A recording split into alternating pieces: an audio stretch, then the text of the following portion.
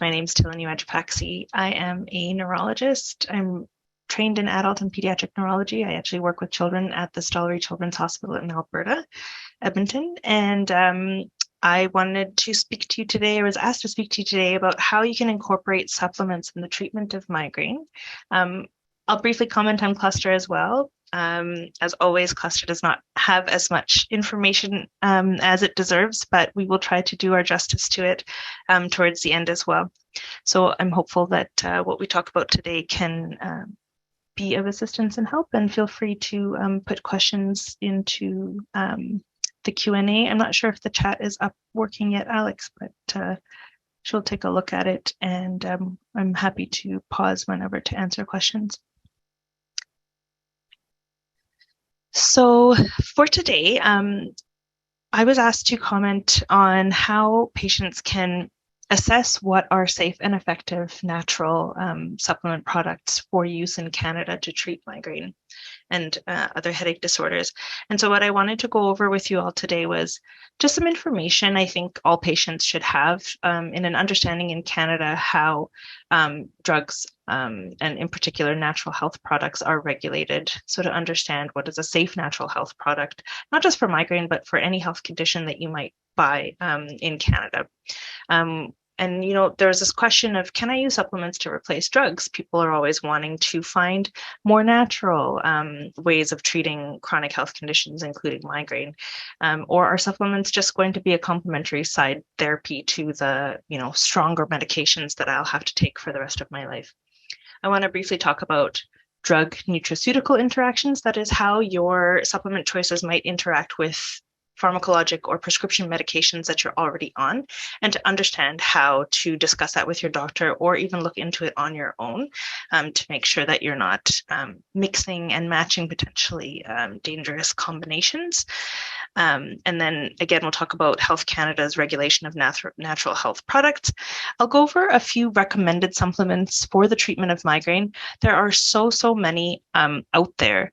And what I'm going to talk about are the ones that have the most medical evidence for them in terms of research, but that doesn't mean we can't talk about things, you know, off the cuff in the Q&A. I might not know answers about all of them because you all seem to know a lot about what's out there, and I try to keep up on the science and what's published, but it's really nice to hear from patients about what they are learning about also, so we can share the information together. Of the ones that I will speak about, we'll talk about how they work, how to start, and also how to stop, because sometimes I think patients feel like they get put on medications, put on things, and then put on them for life and never told what to do with it, how to stop, how do I know when I'm better. We'll talk about ingredients, and in particular, just some to be aware of or stay away from. And in terms of choosing brands, we don't advocate for any particular brand, but there are some ways to understand what might be a safer choice than others. And then we'll go to Q&A. I don't have anything to disclose, and in particular, I'm not affiliated with any companies that make any of the products that I speak about. I do sit on the American Academy of Neurology Natural and Complementary Health guideline panel for migraine management. So that's really the only thing I do that's related to supplements and migraine. So a bit about me. I'm a neurologist. I trained at the University of Calgary, and I did my fellowship with Dr. Werner Becker in Calgary, and I think he's very well known and loved in the headache community, and I had an excellent experience training with him. I currently work in Edmonton. I'm the clinical director of the Stollery Headache Program at the Stollery Children's Hospital in Edmonton, Alberta. So I'm also an assistant professor here at the University of Alberta.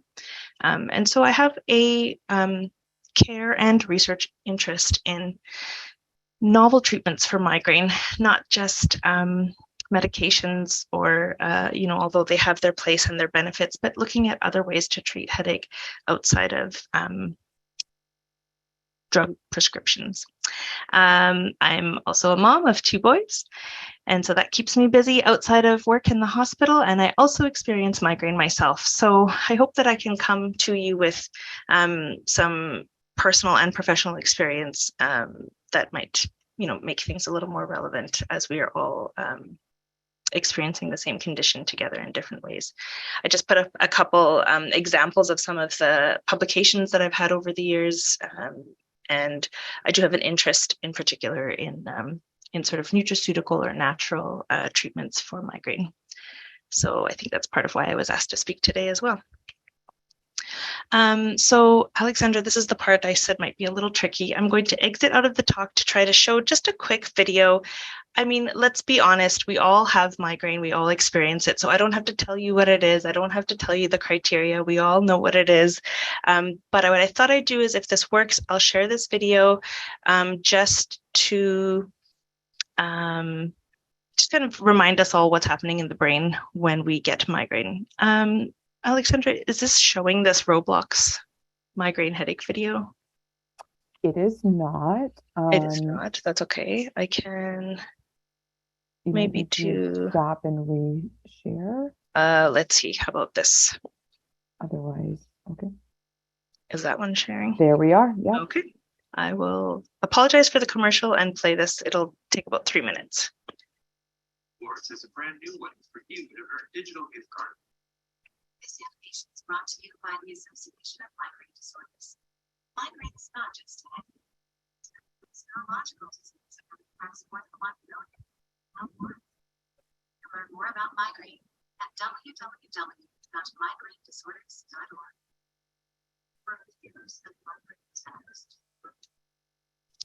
All right, we'll stop it there and switch back to my talk.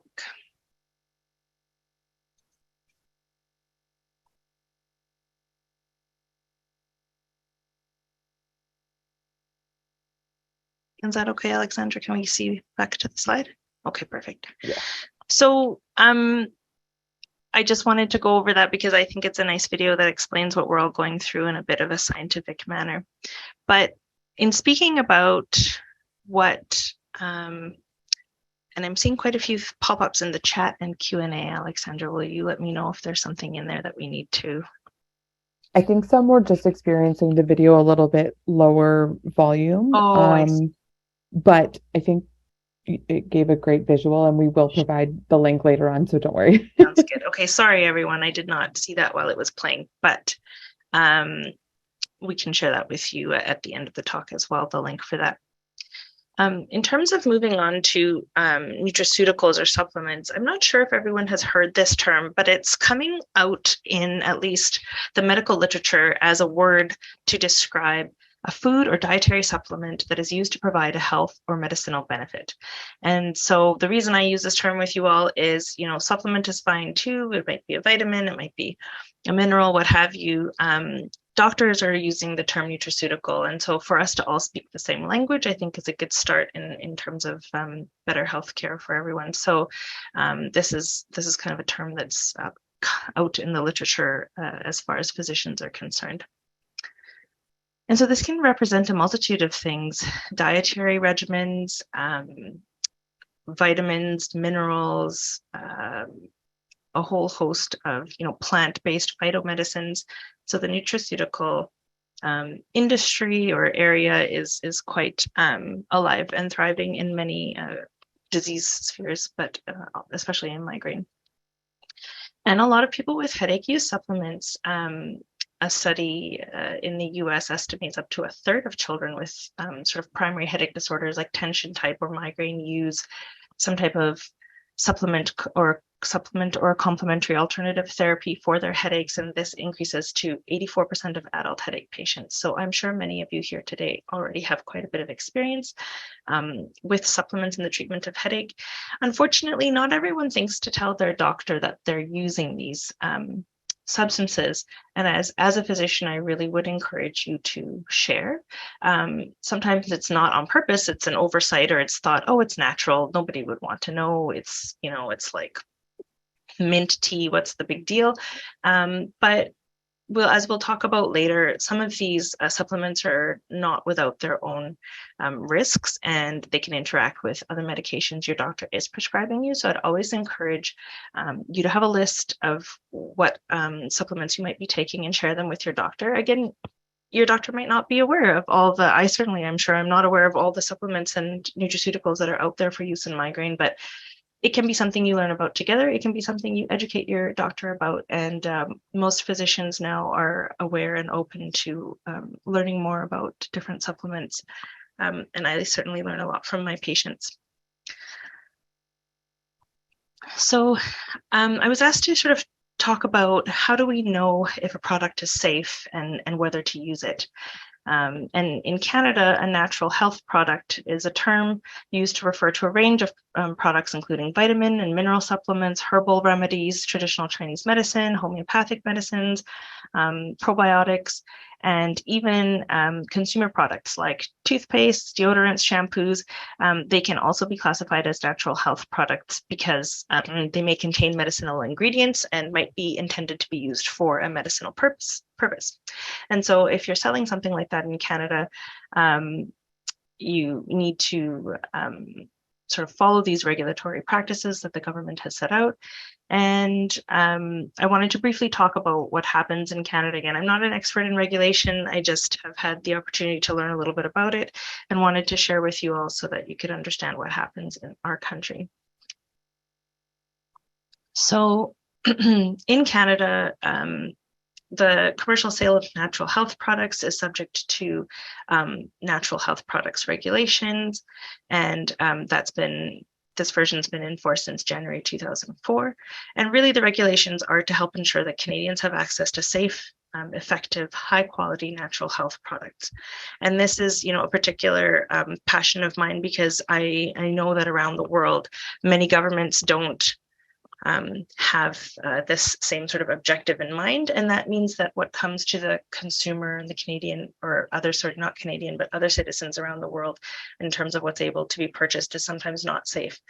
And we certainly wouldn't want our patients or citizens of our country to become ill consuming substances they were trying to use to get better. And so in Canada, to be legally sold, all natural health products have to have a product license, and the sites have to follow very specific manufacturing, packaging, labeling sort of rules and regulations, and something that's called good manufacturing practices that are very strict regulations that are followed between the companies and enforced by the government to help sort of obtain a product and site license and create that product and sell it in the country. But this is the biggest thing I wanted everyone to be aware of. And maybe you already know about it. If you do, that's great. The natural product number is something that natural health products that have been licensed for sale in Canada will have. And it's often on the label as an NPN with a number. As you can see, the 8-digit number, for example, on this little vitamin C picture. If you're buying a product in Canada, it should, of a natural health product, it should have an NPN. And so if it's there, it means that the product has been authorized for sale in Canada and it is safe and effective when you use it in accordance with what is instructed on the label. And so, I think if there's one thing I want you to take away from this is when you pick up something on the shelf in Canada, look for the NPN and just understand that means it's gone through quite a rigorous regulatory process to get there.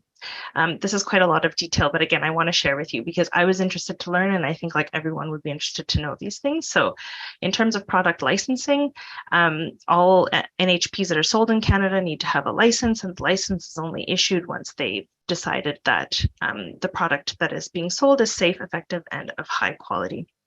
And really, the companies need to provide safety and efficacy of health claims to obtain this NPN. And that can be various types of evidence, ranging from clinical trial data to other resources to make decisions about sort of efficacy and safety. And then in terms of labeling, there are really quite strict labeling rules that manufacturers have to follow in terms of product names, doses, how it's administered, and its recommended use or health claim. Lists of ingredients have to be provided, and then any contraindications or warnings and adverse reactions also need to be put on the label. And then, as I said, good manufacturing processes or practices are just measures designed and enforced to make sure that what companies are selling are of good quality. and they follow set standards for testing, manufacturing, handling, and distribution. So that was a lot, but I was interested to learn that, so I thought I would share that with you too. On a more personal level, how my patients always ask me, how can I decide if supplements are right for me? And I think it's a very personal decision because it's one that you make yourself. You don't need a doctor to be involved. You talk to a friend, you look something up on the internet, you decide you're going to go somewhere and find it. So it's a very personal decision. And I think, I mean, I often feel like you guys can answer this question better than I can, but I feel like my patients are looking for alternatives to what's out there right now. Either medications are too expensive, they don't work, or they have too many side effects. And so my patients at least say that they're looking for alternatives to what they're receiving in care right now. And that's no, negative against the industry that works very hard to provide effective, safe treatments for migraine, but sometimes we just need more. And, personal preference and belief can also factor into the choice of nutraceuticals or supplements. Some people just want that sort of natural approach. And that's often something I see in pediatrics as well. Parents go, this isn't such a big deal. Is there something natural I can try? And so that's, a decision we make together. And you might also be looking to complement like what you're doing with your doctor with prescribed medication. This is a bigger sort of theoretical question of why try any migraine preventative? And again, it's a shared decision between yourself and your physician.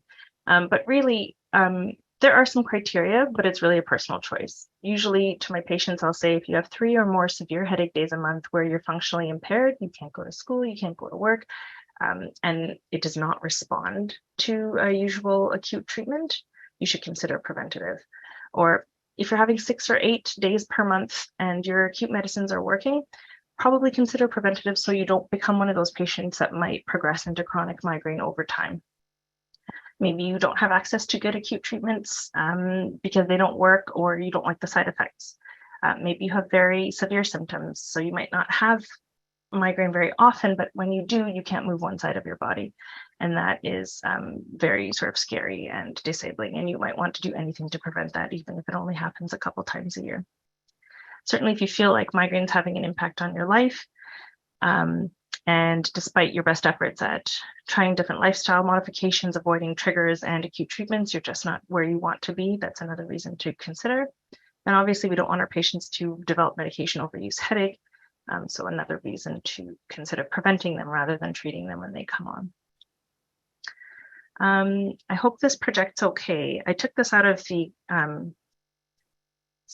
Canadian Journal of Neurological Sciences guidelines, which are now 10 years old, surprisingly, and they're still very good, but need updating for sure. I wanted to show you all in their summary of recommendations here where things like Butterbur, riboflavin, coenzyme Q10, and magnesium sit in relation to medications, pharmacologic medications that we often use for the treatment of migraine. And I'll go over what all these recommendations and quality of evidence means, but basically if something is strongly recommended, in this case by the Canadian Headache Society, it's because the evidence suggests that its benefits of use outweigh its risks, and it should be of use to patients in reducing migraine frequency. And what I wanted to show you all was supplements. Now, all the studies for all these medications and supplements are very different in their design, in the patients that were enrolled, in the products that were used, in the countries they were carried out in. So it's definitely not like a one-to-one comparison, but supplements do have a role and some evidence in how they're used in the management of migraine. And this is just one example of episodic migraine. So again, this is just also another summary. I can share the resource with you later, but just to show you where in comparison to all the medications that your doctor will typically think about prescribing for medication, where the supplements fit. And these are a few of the more commonly recommended supplements or more commonly studied supplements in migraine. And the reason I'm showing this to you is I know they're busy slides, but this is what your doctor looks at when you ask a question. So it's good to see the other side of things of, you know, I come to my doctor and I have a question, what are they going to do? They're going to pull up these guidelines. And these are the guidelines that I work on, and they're in update process right now. But yeah, I think that there is a place for supplements in addition to the medications that we use. So I just wanted to show you how we as physicians go about making these recommendations to you based on all the research that's been done. In general, supplements work in very different ways in migraine. It really depends on each individual product. But like medications, like prescription medications, they can be targeted towards reducing excitability of neurons. They can be targeted to improve energy metabolism in our mitochondria, in the little battery packs of cells. And so things like magnesium or coenzyme Q10 or riboflavin sort of work more along those lines. And some agents can be targeted more towards inflammation and anti-inflammatory processes. So really different supplements work in different ways. But the thing I wanted to share was they work quite similarly to some medications. So even though they're natural, they have some very similar pathways to medications that we prescribe. And I always liked this quote because I think sometimes we have this misconception that supplements are safe, that natural products are okay, I can take as much as I want and it doesn't really matter, I can't overdose. But really all substances are poisons. And really what differentiates a poison from a remedy is a dose. So I think together, patients and doctors need to be careful about any type of supplement you use. Just because it's natural, it doesn't always mean that it's not without risk. We sort of talked about this already, but I just really want to reiterate that sometimes there are no intrinsic differences between prescription drugs and supplements. I treat them all like a medication in the sense that they need to be noted and in the health record of the patient and just monitored to make sure that they are not at risk of interacting with any other regimens that the patient is using for their care. Sometimes people like natural, cheaper options. Supplements aren't always cheaper, sometimes they are, and they can be easier to access. You can walk into a store and buy them over the counter, order them online, and that is often easier than trying to get into your doctor's office. I got a question of, can I take both prescription and supplements together? And I'll talk to you about drug supplement interactions and a little interaction checker that you can try on your own at home. But it can take quite a while for some prescription medications to work. We do advise our patients to try something for at least, 6 to 8 weeks, preferably even 3 months is the standard time of a trial for a treatment. And so some patients feel like they would like to add a supplement on during this time period to sort of augment or provide a synergistic approach where the two work together better together rather than alone. So that might be a situation in which if you tell your doctor, look, like I'd like to try this and this at the same time, see if things move along faster or better, that might be something worth considering. If you do that, I always do this as a physician. I think patients can help too in running interaction checkers on their own medications. And I think this is one example. You can go to this website, type in your whatever medications you might be on, and it does have a good comprehensive list of supplements also. And so it can talk to you about whether one might alter levels of the other. And I really do like to put this information in the hands of patients because you guys know your body and your medications and your migraine best. And so it's nice when a patient comes to me and says, hey, I noticed I'm on these 2 medications. Is that okay? Or I've noticed this combination makes me feel a bit strange. Could we look into that? It jogs my memory to go, oh yeah, you know what? These are 2 that, you can prescribe together, but one might increase the level of the other. And so we should be mindful of that. So the big question, which supplements are recommended? Again, there's so many out there.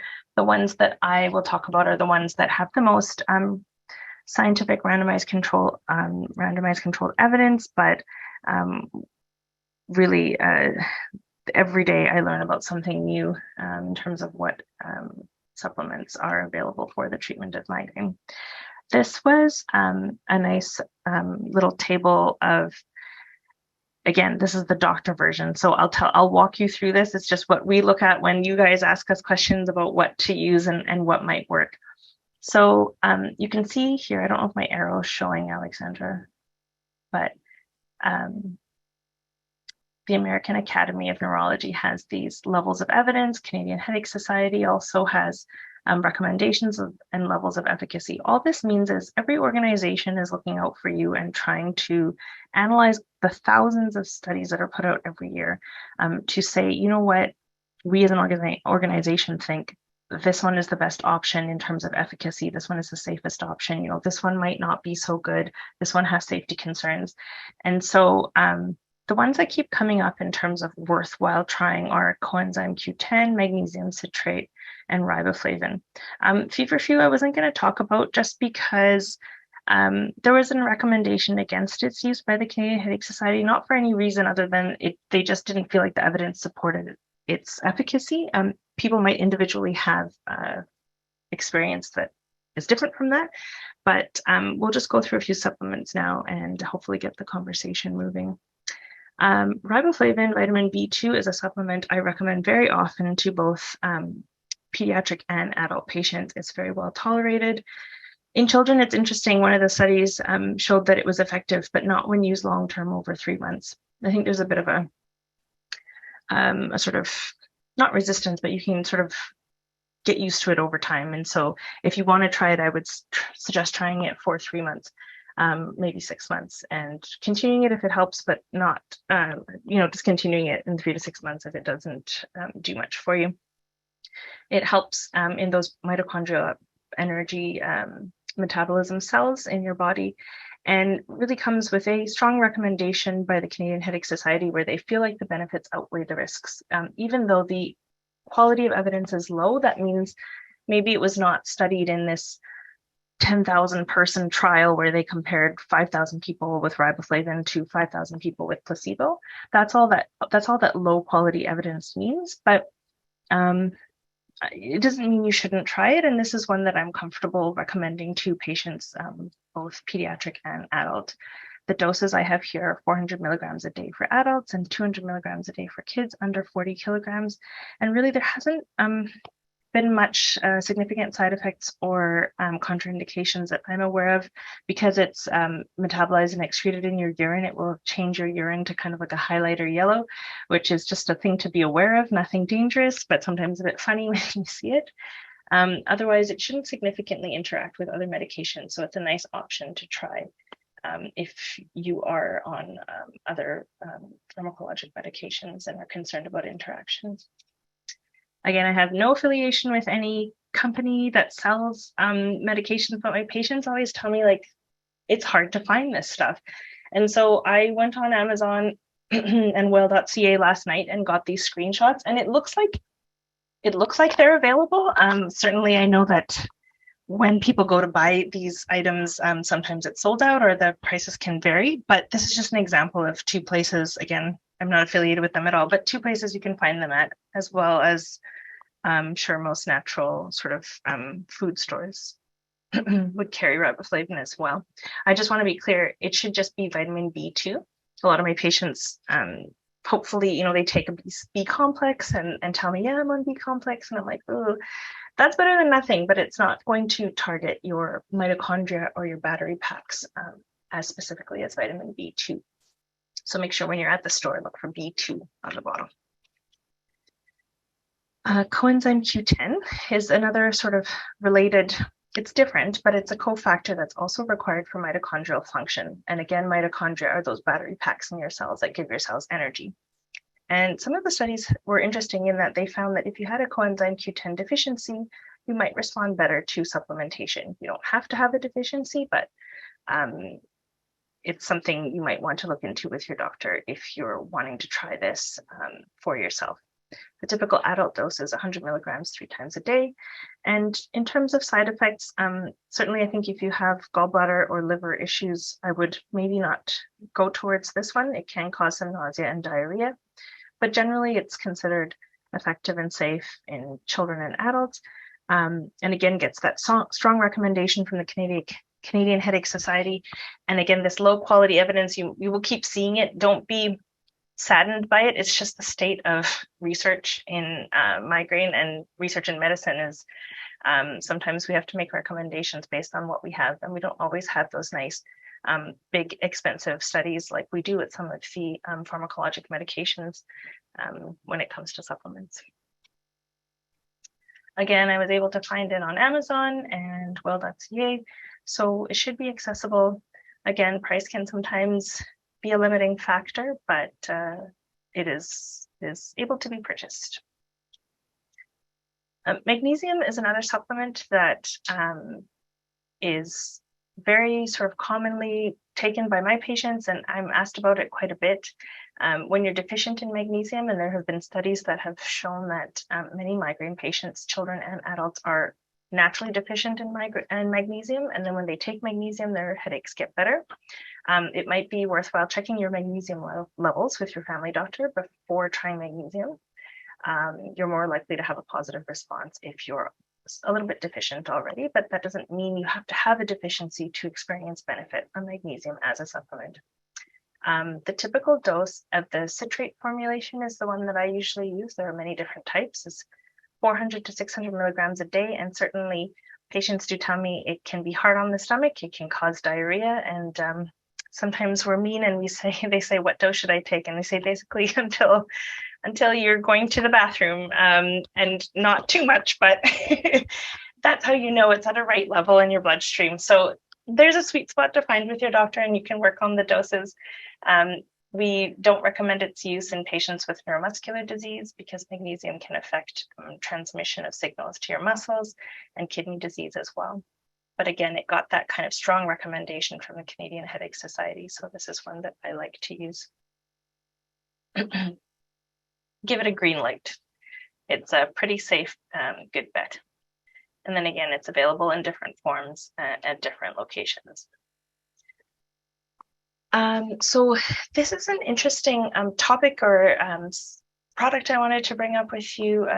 The Petasites hybridus plant, or root in particular, creates Butterbur, which is a phytomedicine, a plant-based medicine that is used to treat migraine. It has anti-inflammatory properties. It modulates CGRP, which is that neuropeptide we're all excited about in migraine now. It's a pain signaling neuropeptide. The issue with Butterbur is it actually works quite well in terms of preventing migraine, and in adults its dose is 75 milligrams twice a day. But the current guidelines are being updated, and there were some concerns about its safety with respect to formulations outside of Canada, very rarely causing liver disease, or in some cases liver failure, and quite rare in terms of the number of events. But that led to many regulatory agencies and then guideline panels afterwards saying that we needed to sort of put a pause on recommending it.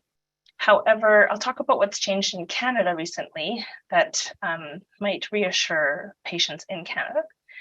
But before that, we'll just comment briefly on its side effects. Burping can be an issue, which is a funny but somewhat frequent side effect of this medication. And then if you have allergies to the daisy family of flowers, you would not want to use this medication. Certainly, if you have any liver disease or chronic alcohol use or abuse, because of the very, very low risk that it could affect your liver, we advise against its use for those particular patients.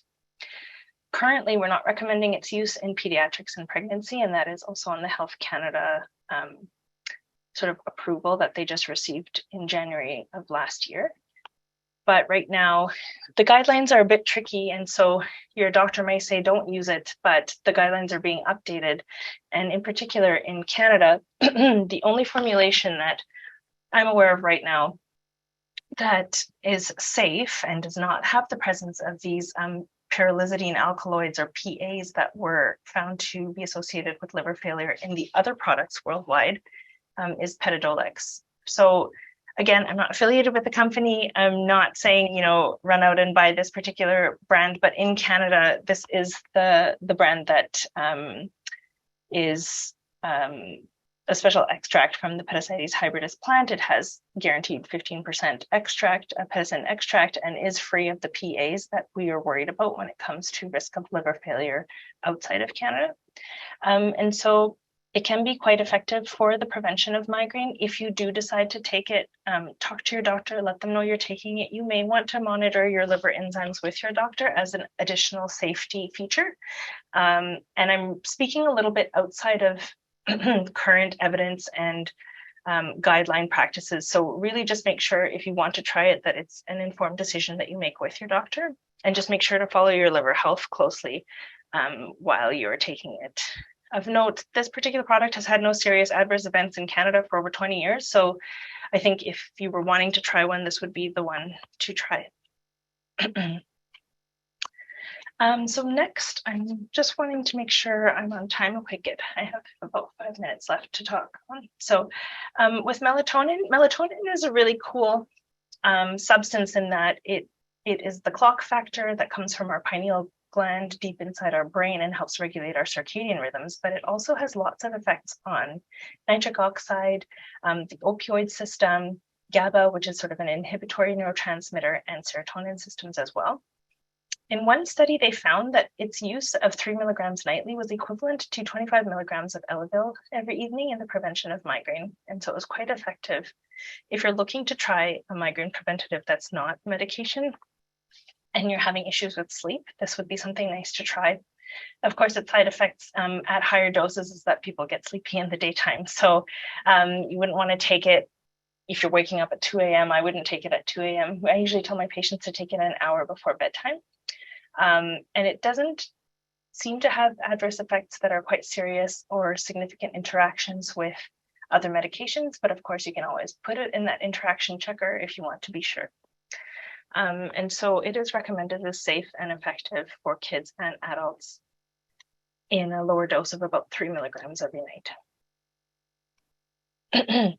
This one I put up just because I thought we might want to talk about it later. There really isn't a lot to say, unfortunately, because the state of cannabis research in migraine it's still a controlled substance in the States. And so where a lot of our studies come out of, they're not really studying it in a rigorous manner. However, I know everyone's talking about it here in Canada. Many people are using it, and many patients find anecdotal or report, anecdotal benefit. So I didn't want to ignore it. I never say never. I think in children, we're a little bit more strict with it. We know that cannabis use in adolescence can affect brain development, decision-making, impulse control, over time, and so we don't recommend its use. And the Canadian Pediatric Association, the American Academy of Pediatrics have statements cautioning against its use in children. But certainly maybe we can talk about it in the Q&A. I find in the medical sense, cannabis sort of is a washout in terms of it sometimes activates some pain receptors and deactivates some pain receptors in the science. So you kind of get not a lot of great pain control, but you might get treatment of anxiety or help with sleep, which can help your headaches in the long run. So last but not least, cluster and supplement use is really a very understudied area. And so I came across some small little surveys that were done of cluster patients. And one that was interesting to me was this 10,000 international units a day of vitamin D3, where 80% of the patients, there were about 110 of them, found that it significantly reduced their cluster symptoms. And so vitamin D3 was the one that came up for me in my search. In addition to these other supplements that have been tried or studied in small studies, but unfortunately, as always with cluster, the studies are small. There's not enough evidence to help us understand, the role of supplements in managing cluster headache, but vitamin D3 is something I would consider if you're not using it and you experience cluster. We should really all be on it for different reasons, but this particular dose was one that was published in Neurology and found to be effective for this subset of patients. This is a super tiny, and I'm now seeing quite poor quality image, and I'm sorry, I just wanted to show it to you guys because this was a survey of almost 500 cluster patients. When they talk about, it was a qualitative study, so they were sort of asking them their opinions about how do you manage your cluster headaches and what do you use. Many of them, you know, admitted that illicit substances like magic mushrooms, LSD, cocaine, ecstasy helped. Again, not not saying that that's the way we should go, but this is what people are doing. And so when in the supplement section here, a large proportion of them were saying they found vitamin D, omega-3 fish oils, calcium, magnesium, silk, zinc, taurine, ginger, quite a lot of varied supplements with varied mechanisms of action. They found them helpful. In addition to cannabis wasn't super helpful for most cluster patients in this study, but I just wanted to bring that up to you, and I can give you the paper or reference if anyone wants to look at it. But it was just an interesting note that we really don't have enough information on cluster patients to make a good recommendation right now, except for maybe vitamin D3 is something I would try. Briefly towards the end, how do I choose which brand to buy? Again, we don't support any particular brand through this society or myself personally, but just be assured now that you've learned about the regulatory process that any product sold in Canada with its own NPN is a good start. It's gone through quite a tough process to get to the shelf. Ask your doctor, ask your friends and family, check reviews on websites, but really you might even need to try between brands. If you find a riboflavin that you like and it works, stick with it. If you want to try and switch between a couple of companies, I'd recommend that before giving up on the supplement completely, because there is such variation in manufacturing processes. And the question of when to stop.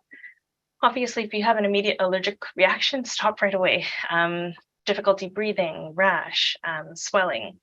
And as with any medication or treatment, I tell my patients, if the side effects are very uncomfortable, obviously stop. But most side effects, if you can bear with a medication and go up slowly on the dose, will recede in about 2 weeks. We advise to stop after about 3 to 6 months of effective headache treatment. That is, this supplement should have reduced your headaches by 50% or more. I treat supplements like medications. If you don't reduce headaches by 50% or more, I don't really consider it effective. And I know there are some of us out there that are struggling with very refractory headache that doesn't respond to anything, but the sort of general rule of thumb is if it's not getting rid of 50% of your headaches, it's not doing what it's supposed to. So when you meet with your doctor, always ask them, do I still need this supplement or this medication? Are there any side effects I should be aware of? Am I able to tolerate it? And are we using the lowest effective dose? And so in conclusion, I just wanted to share with you that I think supplements can offer migraine relief either on their own or as a complementary therapy to whatever you're doing drug-wise, medication-wise with your doctor. Supplements do work similarly to medications. And so I want everyone to think of them as such and think about how they might interact with the other medical treatments you're receiving. You now understand a bit more about natural health products and how they're licensed in Canada, and I hope that gives you a little more comfort to look for that NPN when you pick up a bottle on the shelf. And consider trialing a few different supplements with your doctor on board and make sure it's a shared decision. Certainly, if you're doing this on your own, do seek medical assistance if you're feeling kind of lost or confused or not sure. But I always like when my patients tell me what they're trying. I learn, they learn, and we all treat migraine safely together that way. And that's it for me.